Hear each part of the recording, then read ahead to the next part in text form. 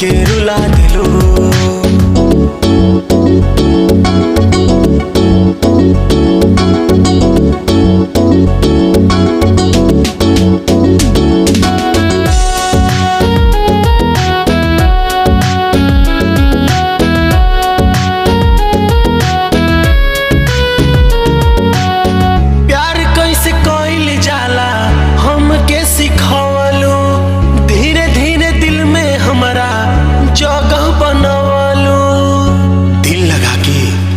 दिल तोड़ गईलू तू, चंद रुपया खातिर मुंह मोड़ गईलू तू।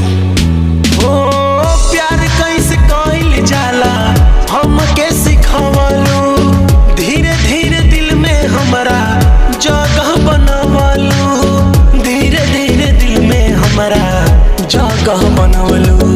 जियते जी तू हमरा के हो, जियते जी तू हमरा के, जियते जी तू हमरा के फांसी झुला देलू, जियते जी तू हमरा के फांसी झुला देलू। जाए जान तू हमके रुला देलू, जाए जान तू हमके रुला देलू।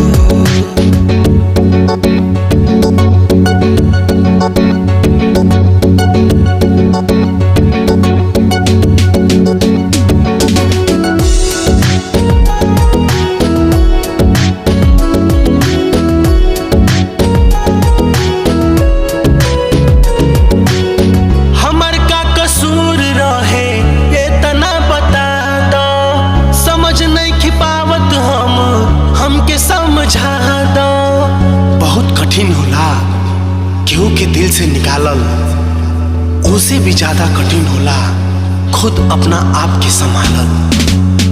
हमर का कसूर रहे इतना बता